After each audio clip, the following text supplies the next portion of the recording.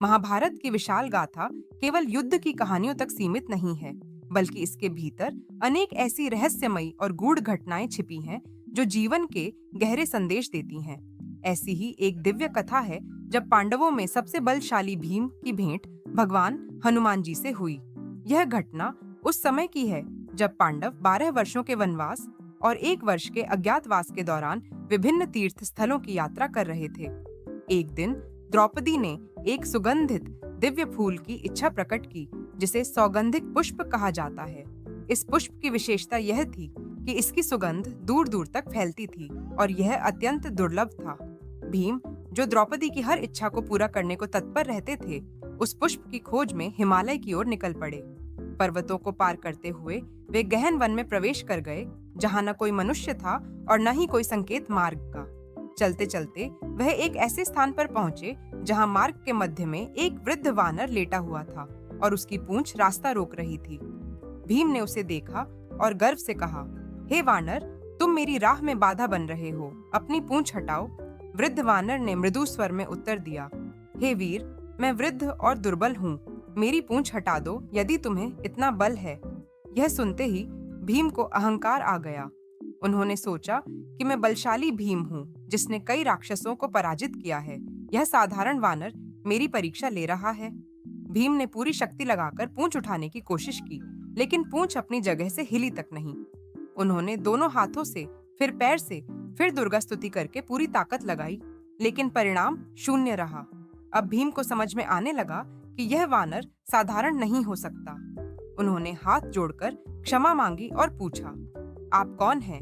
कृपया अपना परिचय दीजिए।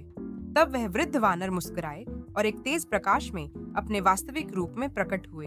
वे थे पवन पुत्र हनुमान, भगवान राम के परम भक्त और अपार शक्तियों से युक्त एक दिव्य रूप। हनुमान जी ने कहा, हे भीम, हम दोनों वायुदेव के पुत्र हैं, तुम मेरे अनुज हो। मैं यहाँ तुम्हारी परीक्षा लेने आया था ताकि तुम्हें यह समझा सकूं कि बल केवल बाह्य नहीं होता, बल्कि आंतरिक विनम्रता और भक्ति से पूर्ण होता है। भीम ने तुरंत उनके चरणों में प्रणाम किया और अपनी भूल के लिए क्षमा मांगी। हनुमान जी ने भीम को आशीर्वाद दिया और कहा कि जब महाभारत का युद्ध आरंभ होगा, तब मैं अर्जुन के रथ के ध्वज पर स्थित रहूंगा और तुम्हारे साथ रहकर तुम्हें अदृश्य रूप में शक्ति और साहस प्रदान करूंगा। यह सुनकर भीम को गर्व नहीं, बल्कि आत्मज्ञान की अनुभूति हुई। इस प्रसंग से यह स्पष्ट होता है कि शक्ति का अहंकार विनम्रता से ही नियंत्रित होता है।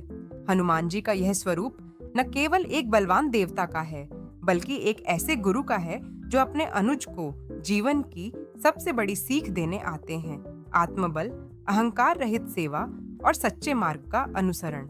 इस भेंट के माध्यम से हमें यह संदेश भी मिलता है कि हर संकट में, हर युद्ध में जब आप सच्चे मन से पुकारते हैं, तो कोई न कोई हनुमान रूप में आकर आपका मार्गदर्शन करता है।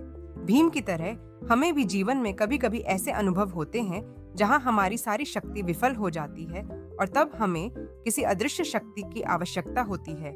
वही शक्ति हनुमान जी के रूप में हमारे भीतर मौजूद रहती है।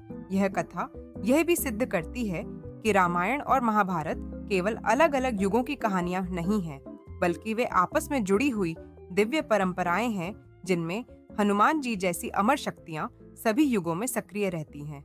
भीम और हनुमान की भेंट वास्तव में 2 युगों की भेंट थी, त्रेता युग और द्वापर युग की, और यह बताती है कि धर्म की रक्षा के लिए जब भी कोई युद्ध होता है, हनुमान जी सदा अपने भक्तों के साथ होते हैं।